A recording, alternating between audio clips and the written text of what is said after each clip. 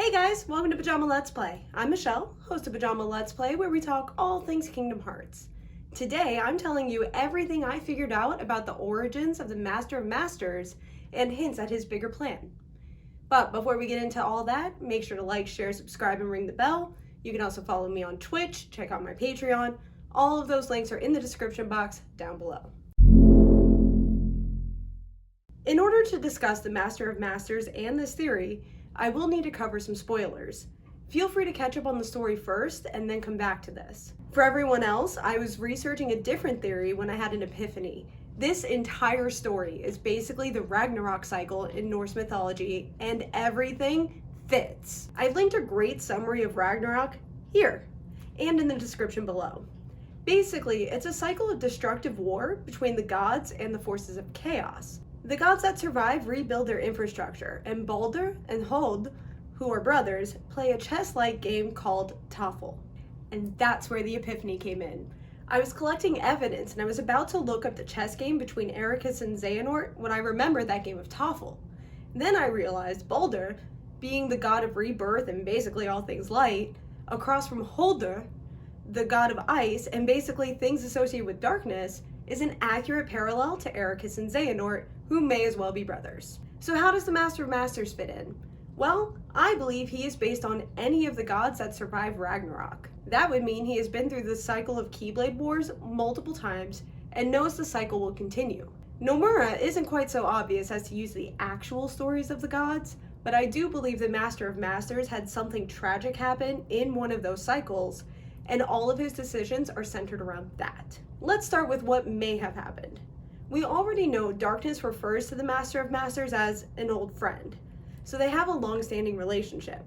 We also know all of the apprentices who became union leaders have masks that feature yellow eyes, which is typically a sign of a heart consumed by darkness. That tells me the tragic event was probably done at the hands of the Master of Masters under the influence of darkness, just like when Ventus killed Strelitzia and Terra stole Aurora's heart. So this is probably something he wants to either atone for or undo completely, though I suspect the former.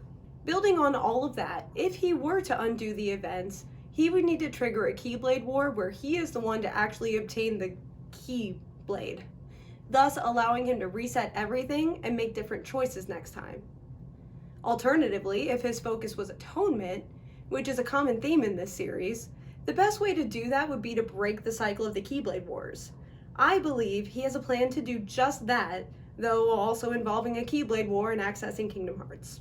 Let's take a better look at that game Ericus and Xehanort are playing. Oh, right.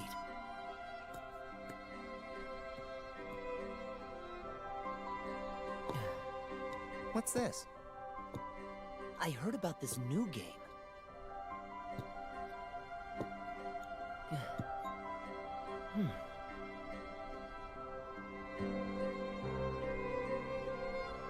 Seven black pieces, and just watch. The previous pieces had the symbols of Organization 13 and the Seven Guardians of Light, but Ericus replaces them with new pieces. They feature the symbols of the Master of Masters and his 6 apprentices. The fact that this is a new way of playing basically the same game could imply that the Master of Masters is going to try the same plan with a new approach. In this video, I talk about the experiments done in Radiant Garden and how I suspect a device will be built to repel or stun darkness long enough for the Master of Masters to access the light of Kingdom Hearts and battle it directly. If the yellow eyes in the masks signify the presence of darkness, and he specifically called Luxu indispensable number 7, he would need the equivalent of 13 Guardians to reverse the rules, and Kingdom Hearts would easily qualify for that. But let's not forget this scene and the secret ending from Yuzora.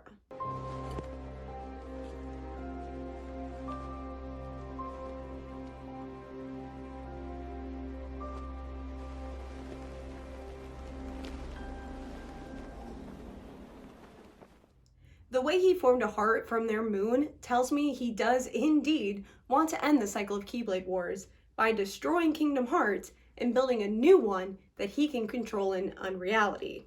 That would also provide further evidence for this video, where I make the case that the Master of Masters has a name that translates to pride in Latin, his role is focused on envy, and it brings out the greed as his core sin of the seven. Perhaps he got so envious of either or both realms that he got greedy and is now seeking to build an empire. Either way, I do not believe the Union leaders are as light-focused as they think they are. So what do you think? Did I miss any parallels to Ragnarok? What is the Master of Masters' plan? And will we find out any of this in April with the ending of the Union Cross story? Tell me all of your thoughts in the comments down below. Also, don't forget to like, share, subscribe, follow me on Twitch, and check out my Patreon, all in the description box down below. Until next time.